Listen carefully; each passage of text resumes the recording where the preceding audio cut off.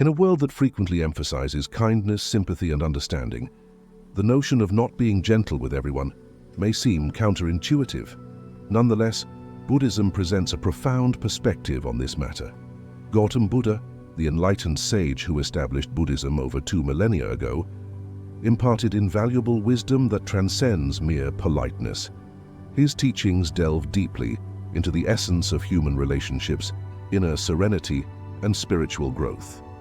In this exploration, we will inspect the profound teachings of Gautam Buddha and comprehend why, at times, it is vital to go beyond gentleness and embrace a more nuanced approach to life.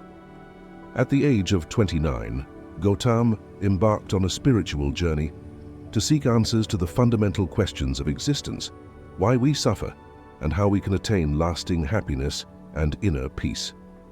After years of intensive meditation and self-inquiry, he achieved enlightenment under the Bodhi tree in Bodh Gaya, India. From that point on, he became the Buddha, the Awakened One, and began sharing his insights with the world. Buddha's teachings revolve around the Four Noble Truths and the Eightfold Path. These fundamental principles form the foundation of Buddhism and offer profound guidance on how to navigate the complexities of human existence. The Four Noble Truths are the cornerstone of Buddhist philosophy. They provide a clear framework for comprehending the nature of suffering and the path to liberation. Let's explore these truths and their relevance to the idea of not being gentle with everyone. Number 1. The truth of suffering. Buddha's first noble truth acknowledges the existence of suffering in the world. He recognized that suffering is an inherent part of human life, encompassing physical pain, emotional turmoil, and the discontent that arises from constantly desiring more. While being gentle with everyone may temporarily alleviate some forms of suffering, it does not address the root causes of suffering. Gautam Buddha encourages us to confront suffering head-on, acknowledging its presence in our lives. By doing so, we gain clarity and insight into the nature of suffering, allowing us to find effective ways to transcend it. Number 2. The truth of the cause of suffering. The second noble truth identifies the cause of suffering as attachment and craving. It is human nature to seek pleasure and avoid pain, but our attachment to these desires leads to suffering. Being excessively gentle with everyone can be a manifestation of attachment and a desire for approval or validation. Buddha teaches us that letting go of attachment and craving is the path to liberation from suffering. This does not mean becoming emotionally detached, but rather developing a balanced and compassionate attitude towards others. Number 3. The truth of the cessation of suffering. The third noble truth offers hope by asserting that the cessation of suffering is attainable. It is possible to overcome suffering by eliminating its root causes, attachment and craving. When we cease clinging to external validation or the need to please everyone, we free ourselves from the cycle of suffering. Number 4. The truth of the path to the cessation of suffering. The fourth noble truth outlines the Eightfold Path, which is the path to liberation from suffering. This path encompasses ethical conduct, mental discipline, and wisdom. While being gentle with everyone might seem like a virtuous quality, the Eightfold Path encourages us to cultivate discernment and wisdom in our interactions. The Eightfold Path consists of 8 interconnected principles: right view and right intention, right speech, right action, right livelihood, right effort, right mindfulness, and right concentration. The middle way, often associated with Buddhism, is the principle of finding balance and avoiding extremes. In the context of not being gentle with everyone, the middle way encourages us to strike a balance between compassion and discernment. Gautam Buddha himself exemplified the middle way throughout his life. Before his enlightenment, he had lived an indulgent life as a prince, and then he experimented with extreme asceticism. Neither extreme brought him the answers he sought. It was only when he found the balance of the middle way that he attained enlightenment. In our interactions with others, the middle way suggests that we should neither be excessively gentle, enabling harmful behavior, nor excessively harsh, causing unnecessary suffering. Instead, we should approach each situation with discernment, understanding when to be compassionate and when to set boundaries. Compassion versus enabling is one of the key concerns when it comes to not being gentle with everyone. Buddhism teaches us that true compassion is not about enabling harmful behavior or sacrificing our well-being for the sake of others. True compassion involves a deep understanding of the causes of suffering and a commitment to alleviating that suffering through skillful means. The parable of the raft beautifully illustrates the concept of not being gentle with everyone when appropriate. This parable highlights the temporary nature of Buddhist teachings and the importance of letting go when they have served their purpose. In the parable, a traveler crosses a vast river with a makeshift raft constructed to get to the other side. After reaching the other shore safely, the traveler leaves the raft behind, understanding that it served its purpose in helping him cross the river. The lesson of the parable of the raft teaches us that Buddhist teachings, like the raft, are meant to be tools for crossing the river of suffering and ignorance. They are not meant to be clung to indefinitely. In the same way, our approach to not being gentle with everyone should be adaptive and context-dependent. Sometimes being gentle and compassionate is like the raft, helping others navigate their difficulties. However, there are situations where holding on to excessive gentleness becomes a hindrance. In such cases, we must let go of our gentleness and adopt a more discerning approach to guide ourselves and others toward liberation from suffering. The middle path in action. Number 1, setting boundaries. One common area where the middle path is crucial is in setting boundaries. While it is important to be compassionate and accommodating, it is equally important to establish clear boundaries to protect our well-being and maintain healthy relationships. In a Buddhist setting, boundaries are not seen as a lack of compassion, but as an act of self-care and wisdom. Number 2, dealing with harmful behavior. When faced with harmful behavior from others, the middle path encourages us to respond with wisdom and compassion. This may involve addressing the behavior directly, offering support for positive change, or seeking professional help when necessary. It is essential to avoid unnecessary harshness and refrain from enabling harmful actions. Number 3, navigating conflicts. Conflicts are a natural part of human interactions. The middle path teaches us not to avoid conflicts or suppress our feelings, but to address them with skillful means. This means approaching conflicts with mindfulness, active listening, and a willingness to understand the perspectives of others. Instead of being excessively gentle and avoiding conflicts to maintain superficial harmony, the middle path encourages us to engage in constructive dialogue and seek resolutions that promote genuine harmony and understanding. The parable of the mustard seed.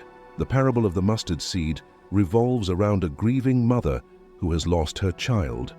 Overwhelmed by grief, she seeks out the Buddha for help. The Buddha agrees to help her, but with a condition. She must bring him a mustard seed from a household that has not experienced death. Eager to relieve her grief, the mother embarks on her quest, visiting numerous households. However, she soon realizes that every home has experienced death, and there is no mustard seed to be found. She returns to the Buddha with a newfound understanding of the universality of suffering.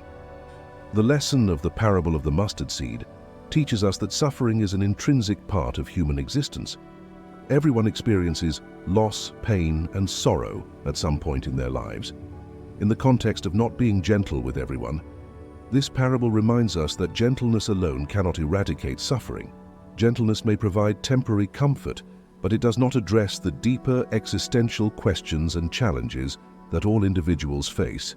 Instead, the transformative power of wisdom and understanding, as exemplified by Buddhist teachings, offers a more profound and lasting solution to the human condition. The Art of Skillful Means. Buddhism recognizes the importance of skillful means in guiding others toward enlightenment. Skillful means involve using appropriate methods and strategies based on the unique needs and conditions of individuals. In the context of not being gentle with everyone, skillful means are essential for effective communication and compassionate guidance. Number 1, tailoring compassion. Not being gentle with everyone does not mean being consistently rigid or uncompassionate. Instead, it requires a nuanced understanding of each person's situation and needs. Skillful means enable us to tailor our approach to offer the right balance of support, guidance, and boundaries. Number 2, recognizing individual differences.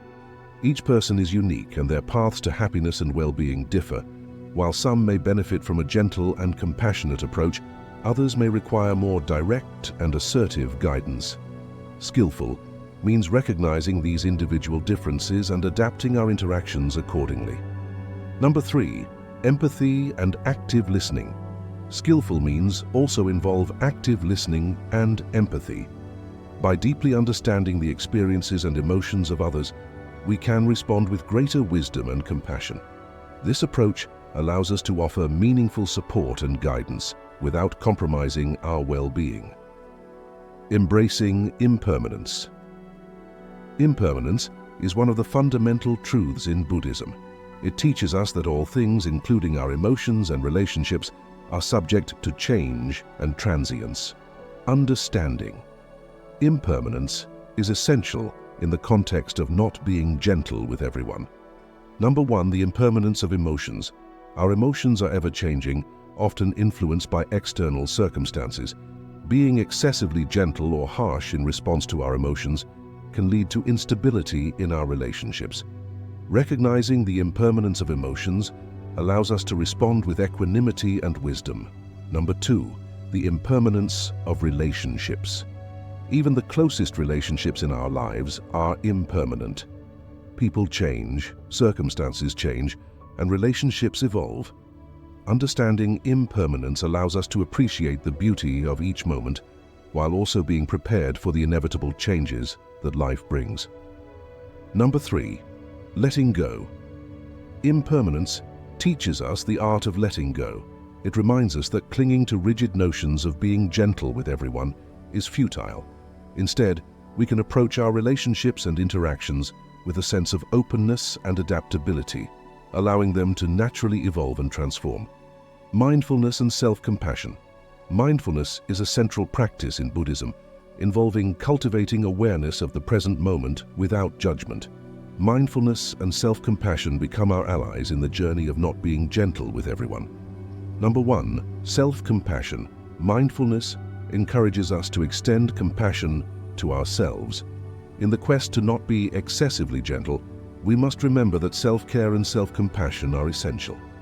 Being mindful of our own needs and emotions allows us to maintain inner balance and avoid burnout. Number 2, non-judgmental awareness. Mindfulness also teaches us non-judgmental awareness of our thoughts and emotions. When we encounter challenging situations or difficult people, mindfulness enables us to observe our reactions without immediately reacting. This pause allows us to respond with greater wisdom and discernment. Cultivating equanimity. Equanimity is one of the Brahma Viharas, or divine abodes, in Buddhism. It involves maintaining mental and emotional balance in the face of life's ups and downs. Cultivating equanimity is especially valuable when striving to not be gentle with everyone, as it helps us remain composed and compassionate in all circumstances. Let us remember that not being gentle with everyone is not a call for harshness or indifference. It is an invitation to embody true compassion, a compassion rooted in wisdom, understanding, and a deep desire for the well-being and liberation of all beings. As we embrace the middle way, we honor the timeless wisdom of Gautam Buddha and strive to bring greater peace and harmony into our lives and the world. In the end, it is the balance of gentleness and discernment that leads us to the true heart of compassion. A compassion that transcends fleeting emotions and brings lasting peace to ourselves and those around us. May we all walk this path with open hearts and enlightened minds. As we come to the end of this Zen journey, I invite you to become an integral part of our InspiraZen community. If you found inspiration in this story, support us by hitting the like button, sharing it with your friends, and leaving a comment below with your thoughts or any Zen stories you'd like to hear next. And for more moments of motivation and tranquility, don't forget to subscribe and ring the notification bell. Your engagement fuels our journey. Thank you for walking this path of wisdom and enlightenment with us.